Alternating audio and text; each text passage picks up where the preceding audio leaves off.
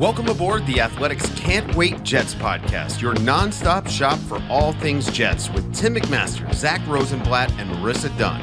Can't wait! The NFL's legal tampering period is here. The Jets got on the board late Monday, but overall more talent left one Jets drive than came in with the loss of Bryce Huff. We're breaking it all down here on the Can't Wait podcast. Thrilled to have you here on YouTube if you're watching us or if you're catching up later. Tim McMaster here, along with Marissa Dunn, our producer, and Zack Rosenblatt. Zack, wake up! Wake up, Zack. Sorry. Sorry, overslept. Tim, I don't even know if you saw it because you were reading your intro. I wanted to surprise you guys with that. So Zach had a nice Zack with the eye cover and full plain sleeping mode. Yeah. Oh yeah, I forgot this is also an audio medium that people didn't see what I was doing. But. And if you don't know why we're gonna continue to make fun of Zack for sleeping probably throughout this episode and maybe for months. It's because Zack went to bed early last night and missed all of the Jets free agent activities. Woke up in the middle of the night to a bunch of text messages and had to get what you wrote from. What did you say? 1 to 3 a.m. You were writing. I popped up at 1:45 a.m. Because my girlfriend went to the bathroom, and I'm like, I'm gonna look at my phone, and like I felt this sense of dread as I was turning to look at my phone, realizing that there have been multiple hours that had passed. I hadn't looked at my phone at all. I'll go into my mistakes I made, the many mistakes I made, but I opened the phone. There's like text from a bunch of people. There's all these tweet notifications. I'm like, oh no. And then I see that it's not just one or two, it's 3 guys, including a backup quarterback. And I just like my girlfriend's like, are you okay? I'm like, no, I'm not okay. I just missed everything. And then I like stormed out, like grabbed my laptop. And for the next like 2 hours, I was writing 3 different articles about 3 different guys. It was a absolute poor showing by me. I deserve all the jokes I'm getting. Honestly, it was around like 10:30. I thought I was safe to go to bed. Rookie mistake. I've covered the NFL. This is now my 7th off season covering the NFL. You think I know that things are going to happen at all times. I've started to go to bed earlier over the last year. And so it hit 10:30. I'm like, I think I'm good to go to bed. I put my phone down and I put it on Do Not Disturb was my biggest mistake. If I had just left it off, goodness. I know. I don't know what I was thinking. I just like, you know what? I'm going to fall into a slumber. You think this is like a Saturday in the middle of July? It was poor planning. And so I didn't wake up to all the vibrations, which I would have if I didn't do that. So a lot of mistakes were made along my path last night. And then I woke up to Connor with all these jokes about me. And he's had some funny ones. NYJ Matt had a funny one too. I deserve all the jokes. This is not like I'm not someone who like goes to sleep when stuff is happening. Usually, like it was not like this is not who I am. But anyway, it was an absolute disaster. So I'm playing it up now. I'm a sleepy man. I am known for being sleepy in my family. I'm a big napper because I don't generally sleep well at night. So that's just kind of my rep going to be on Jets Twitter forever. People who hate me and people who like me are both gonna embrace this, I think. So. And so are we. And we like it. We are too. That's good. It does bring up a thing though. When you are a sports writer or what, really a reporter in any way, when do you sleep at certain times, right? Like you can't go this whole week without sleeping. Well, so ironically, go to bed early, get up early, or do you go to bed late and get up? I'll throw this out because we work Diana, who is nuts, obviously, and I didn't know who else to text that I was angry at that hour because I didn't think anyone else was awake. I just texted her something. She almost immediately responded because she was like, of course, she had like just popped awake. I guess I don't know if she like sets her alarm throughout the night just to make sure because she's a pro. Whereas I'm like, I'll sleep through the night. It'll be great. I'll get a full 8 hours. Yeah. And she got me to calm down because I was like very mad at myself. But I do know that being at the winter meetings with Ken Rosenthal before, I don't think he sleeps. Those people in that job, meetings. They don't. I think it's probably some of their paranoia and anxiety as well that they're going to miss something. I remember when I covered the NBA briefly a while back, I used to be like a very like go to bed late, be up watching movies, playing video games until like 2 a.m. type of guy. And there was one night in the middle of the night where like the Clippers traded for Kawhi Leonard, which nobody had, or no, they traded for Paul George. Sorry, and. That was funny. Lou Giordano just said, who slept through yesterday more, Zach or Joe Douglas? I've seen a lot of jokes like that.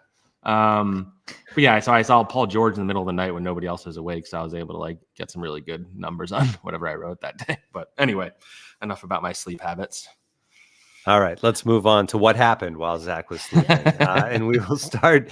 We'll start at the quarterback position. Tyrod Taylor is a legitimate backup quarterback, and he is a member of the Jets. So this is kind of like new territory for this franchise right now.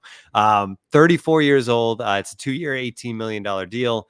It's his 6th team in 8 years. He is living the life of the NFL backup at this point after having started a little bit early in his career in Buffalo. Obviously, people in New York know he spent the last 2 years with the Giants. There's plenty of positives, Zach, and we can get to those. The negatives are basically like, can he stay healthy? Like, you don't want your backup quarterback to also get injured. You end up on your 3rd string. We know how that goes. You have this all laid out in your article, but 2018 with the Browns, he got injured week 3. 2020 with the Chargers, week 2. 2021 with the Texans, week 2. Last year, he came in for Daniel Jones, of course, with the Giants. Started a few games, went down again with the injury. So he's been injured a lot. Assuming, when you look at the injuries, though, I will say they're not like, oh, because he's had these injuries, he's going to get hurt again. There's a lot of random stuff in there. Punctured lung, hamstrings. But let's be more positive. What are the pros to this signing? Yeah, I think you have to point out those like downsides with him for sure. But I think ultimately, I think he's a very ideal backup quarterback, especially for this situation, largely because of his mobility, but also like you saw last year, all 3 of the quarterbacks, Trevor Siemian less than the other ones, but all 3 of them were like scared to throw the ball downfield. And Tyrod Taylor, if anything, is not afraid of that. Like I was actually kind of surprised by it. I pulled up some of the like analytics on that. He had the 2nd highest like deep percentage rate of any quarterback with like at least 25 attempts, and he completed 40% of them, which is pretty good. He had the most highest percentage of big time throws out of all of his attempts and out of all the quarterbacks with 200 dropbacks. And he also threw it down the field. Like his average depth of target was 9 yards, which was like 4th most. Like, so he's throwing it down the field a lot. He's airing it out. Maybe takes some risks. Maybe holds on to the ball too long. But ultimately with a quarterback too, you're not going to get like a full on. It doesn't sound like she liked the signing.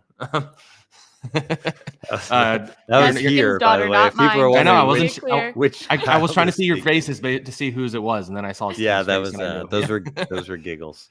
Those were Ailey's takes, not Madison. Yeah. No, Madison's all about good backup quarterbacks for sure. Yeah, she's all about the backups. She watched Joe Flacco last year, so she knows how it can look. Exactly. But yeah, so like as always with a quarterback too, like they're never going to be perfect. You don't want them to be your starter for the entire season, which hypothetically he would have been last year. But you're just in a better spot with Tyrod Taylor than you were last year and even the year before. Once like all that went to heck with like Mike White getting hurt and all that stuff. But like you do wonder how many games they win with Tyrod. Maybe it's only 8 or 9, but I think you're in a better position. Guy who can at the very least lead the offense, make some plays down the field and with his feet. And I think the offense and defense will feel a little more confident with him at quarterback than they did with Zach Wilson and Tim Boyle and Trevor Siemian. So they needed to do this. I think they were interested in Minshew and Brissett, but those guys got like starting opportunities or to compete for starting opportunities, and they got a little more money. Once those guys were gone, I thought it was going to be between Tyrod and Tannehill. I leaned more toward Tannehill because of his ties to like Todd Downing and Keith Carter, but clearly that wasn't really factored in here. You can't really fault the signing. I think it's a solid like B+, and I think Jets fans should feel pretty good about Tyrod being the quarterback too. I think a big thing to take away from this too, like beyond, like in part because of Tyrod's injury history, and just I've been saying it all offseason. I think even more now they should draft a quarterback on day 3 or whatever it is, just to have a third one in the building, even if he's whatever, like just to develop anyway. But now you maybe need a third guy. So I would lean into doing that, I think. The fact is, with quarterbacks, it's such a crapshoot in the draft, right? I mean, you could draft a guy on day 3, and he could become a very serviceable. The Jets have Mr. Irrelevant, by the way. They just found out with the comp picks, so the next Brock Purdy is on his way. It's a lock. There you go.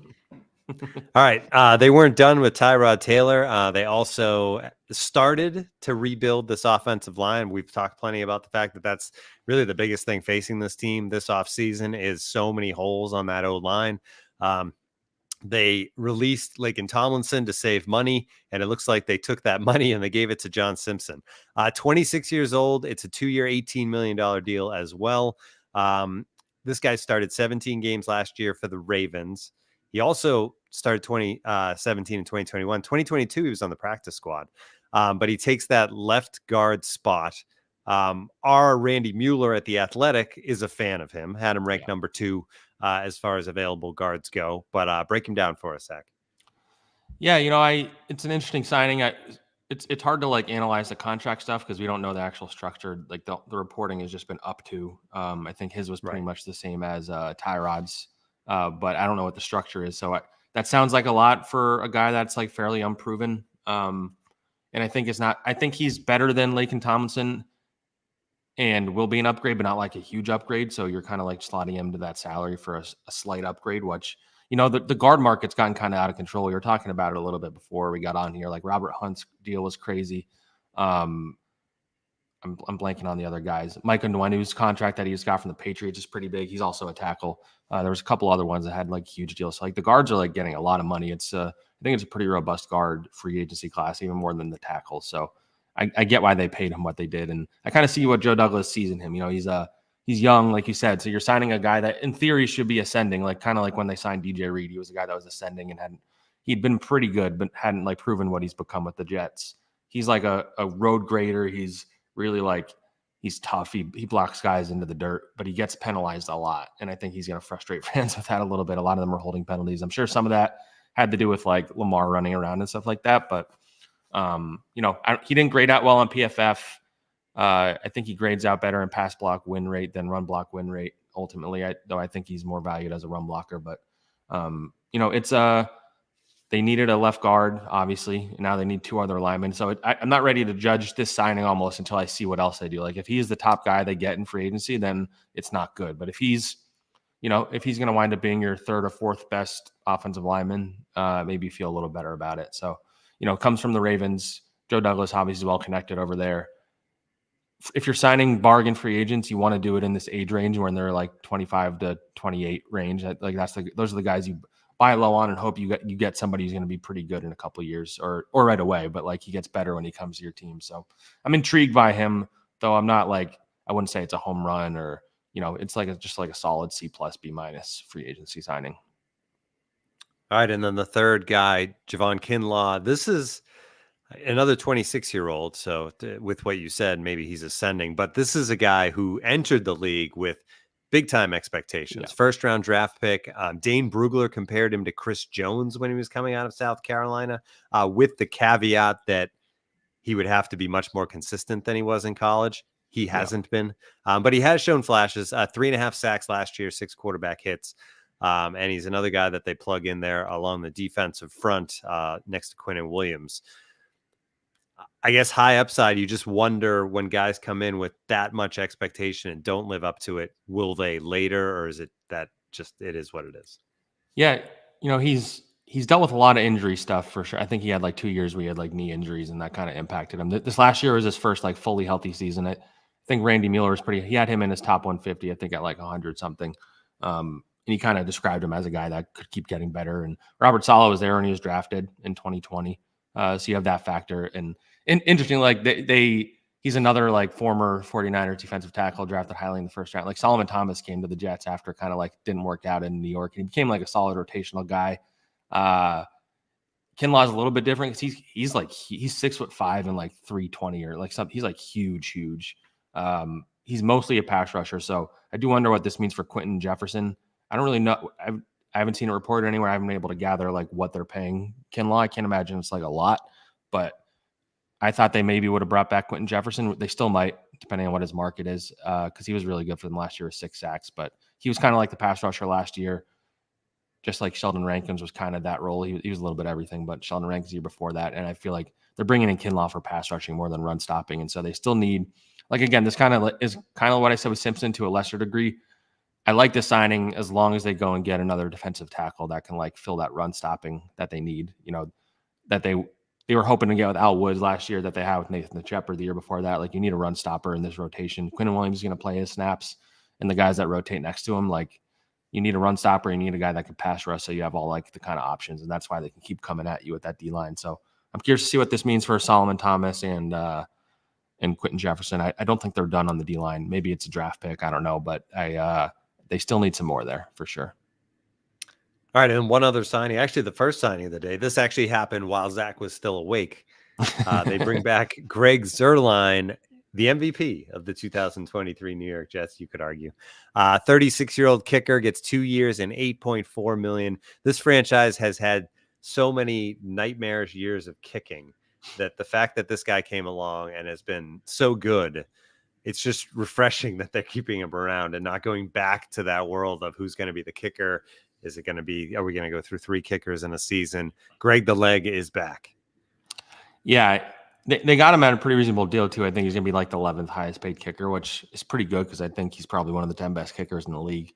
Yeah, you couldn't let him go. We're in special teams mode right now where they still have to re-sign Thomas Morstead. Fans were happy Zuerlein's back, but if they let Morstead walk out, I can't believe, as of this recording, that they haven't re-signed him. I don't see why they wouldn't. I know they want to. I don't know if he's shopping himself around. And there's also Justin Hardy, who's been a key special teams guy. Ashton Davis as well. So there's a lot of key special teams guys that I'm sure Brant Boyer is pounding the table for. But yeah, Greg Zuerlein, you had to bring him back. And I'm curious to see what happens with Morstead and some of their other free agents, because there's some I'm on the fence about whether they bring them back or not. I should say one low-key guy they signed before free agency started, because I think he'd been cut by the 49ers, is Isaiah Oliver from the 49ers as well. He's a corner for them. I think he'll kind of be like a nickel corner / safety for the Jets. He'll be the depth replacing Bryce Hall, because I think he's on his way out as a free agent. So you bring in some depth there because you needed that corner if anybody gets hurt, as you saw last year. And Jeff Ulbrich actually coached him in Atlanta when he was drafted there. So there's a lot of connections there. So they clearly like him. He's fairly young. So that's kind of the bargain basement shopping they're doing right now. We can get into what I think happens next and buzz and stuff. We don't want to get too detailed, because by the time this publishes, sometimes we might be behind the 8 ball. But yeah, I don't think they're done, but I am curious to see what their other signings look like. All right, let's talk about the guy who left, Bryce Huff. 3 years, $51.1 million from the Eagles. He becomes the highest paid undrafted non-quarterback in NFL history, which there's a lot of little notes to that one, but it's still crazy. Impressive for an undrafted guy. And that's awesome. What makes it hurt, I think, the most, right? Is that here's a guy that the Jets didn't draft. They found him. They brought him in. They developed him. He led the team in sacks last year, and now he walks out. And in a lot of ways, we've seen it coming for a year, right? I think on draft night, we discussed, okay, they took Will McDonald in the first round. That's odd. What does it mean for Bryce Huff, right? I think we had that conversation on this podcast. And now we're there where there's just no way you could pay up to Bryce Huff when you look at the way this roster is currently built. I think this losing him is twofold too, because not only did they lose him, but last year they could have cut Carl Lawson, saved a bunch of money. Instead, they restructured his deal to guarantee, I think it was something like $9 million.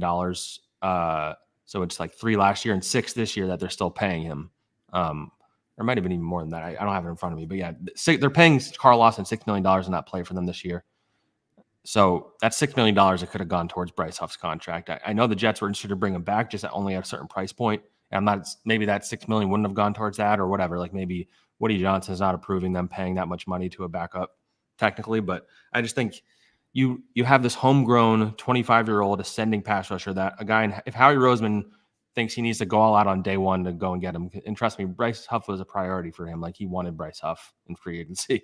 I think that should sound the alarm bells, especially for somebody who worked for Howie. So, and he's trying to trade Josh Sweat and or Hassan Reddick essentially to make room for Bryce Huff. That says everything you need to know about how the league feels about Huff. And obviously there's questions about how he's going to look in a full-time role, run stopping, all that. But he's an elite pass rusher, I think, already. And he's going to get 12 sacks for the Eagles this year. So it's a tough pill to swallow. I can see the Jets' argument for not bringing him back. They believe in Will McDonald. That's what it comes down to ultimately. This is them putting all their eggs in the Will McDonald basket. Maybe they'll bring in some depth or something. But they're banking on Will McDonald making a Jermaine Johnson leap in year 2. And that's a lot to ask for a kid who played less than 200 snaps last year.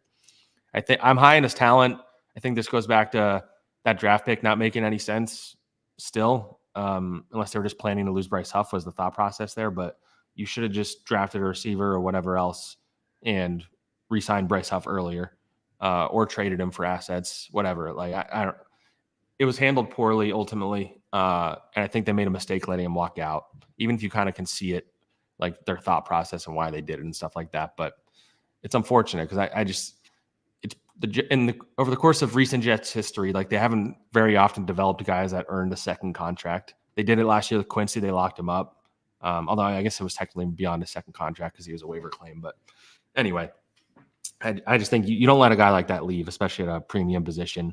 You have Jermaine Johnson and him like as your cornerstones for the next 4 years or whatever. And I think you feel really good about that. But now he's going to be playing down the turnpike in Philly. And I think he's going to do great there. And I think Eagles fans are going to love him, especially because his story, and he's never going to stop at like working. Like he's just he's really grinded his way to where he is now. And I mean, nobody heard of him outside of New York. Like he was a training camp star for a couple of years, but nobody really knew who he was until this last year.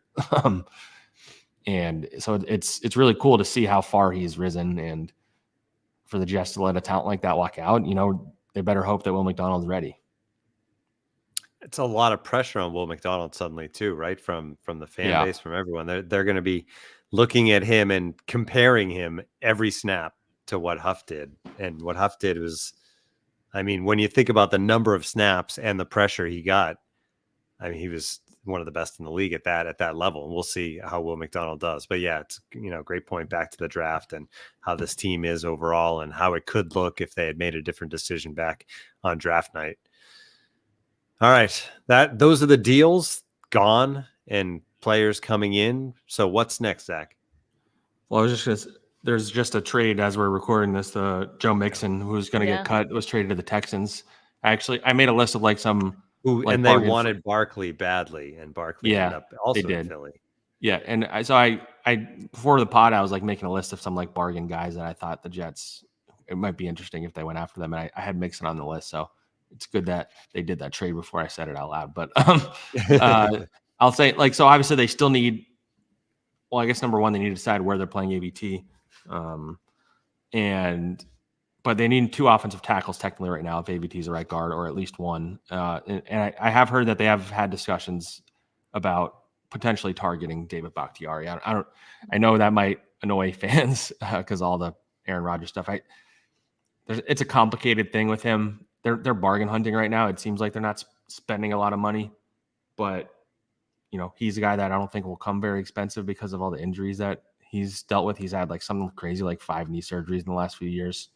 When he plays, and even when he played this last year for a couple of games, he's elite. He's always elite when he's on the field, and he obviously has a connection to Rodgers. But ultimately, if you bring him in, they can't really. I think they need a backup plan, whether they believe in Carter Warren or somebody else. But yeah, I keep an eye on that. I think the fact that guys like Tyron Smith and Calvin Ridley and Trent Brown and Jonah Williams, Kevin Zeitler, all these guys are still available is at least interesting. Joe Douglas's whole thing is always he's only gonna pursue free agents and go back and forth with them at his price point. If it gets to a certain price point, he's not going to be in on it. And if Calvin Ridley in particular, he's the one I have my eye on. If his price keeps going down, I'm very intrigued at the possibility of that. I'm not convinced he's going to sign with them. I think he's still going to get a lot of money from someone. Where I saw the Patriots are very interested in him. I don't think the Jets will go very high on him, but it's something to keep an eye on. And just some bargain guys, just I was just going through again, some of this will be outdated by the time even you guys listen to this, but I think they need a backup running back. Deontay Foreman is someone I had my eye on. Rashad Penny, buy low guys who have proven production. Andres Pete from the Saints, he could be either a swing tackle or, if you get Bakhtiari, maybe you get both of them. Josh Nijman from the Packers, he's young. Nijman, sorry. He was really good when he started a couple of years ago, and then he fell out of favor with that coaching staff, so they don't have to look into that, obviously. But maybe Rodgers can get through to him because I think he has talent and he's young, kind of falls into the mold that we were talking about earlier. And then in terms of guys that make sense, wouldn't surprise if they went after Odell. I've been saying since the beginning they should go after Tyler Boyd. AJ Dillon and J.K. Dobbins are buddies of Aaron Rodgers. So is Marquez Valdez-Scantling. Those all on paper make a lot of sense, but. I don't know. I think they're going to sign a tackle. I think they're going to sign a receiver. And otherwise, it'll be a lot of bargain basement stuff, I would say. Fun. Well, day one was fun. The Jets were busy late, as we have said, but the league was very busy. It was exciting day one. I feel like it gets earlier and earlier when this legal tampering. It starts at noon on Monday, and I feel like it was like 12:02, and we were starting. That's how it happens. Which makes you wonder when they because really they're definitely not tampering before that. They definitely just come up with these complicated contracts in the moment for sure. Right, in 2 minutes. Yeah, it's the biggest sham. It's so stupid. What was the Deion Dawkins yesterday? 12 minutes in. Oh man, that was messed up. Buffalo. I can't decide if I respected it or if it made me mad. It was kind of funny, but also I'm like, it's come on, terrible. And then the thing is, then he comes back with of course I was never going to leave. Like, dude, you had a foot out the door. Like, I mean, let me fire off a tweet briefly where I said, like you can cross the Jets off the list of potential destinations at least because he's been that was just long enough for you to send that. And then he was signing it. Yeah. All right. We're going to come back later this week with a full recap. Hopefully the Jets do a lot more. I'm thinking Thursday, guys. Maybe. Yeah, unless they have some blockbuster thing, I guess maybe earlier. Yeah, we'll do a mini emergency if something big happens. But otherwise, we'll do the full recap on Thursday as we and then next thing on the list is the draft. We got to try to get Dane on here over the next month or so leading up to the draft, and plenty more off-season news and notes here on the Can't Wait podcast. Thank you for tuning in. Don't go to sleep too early tonight.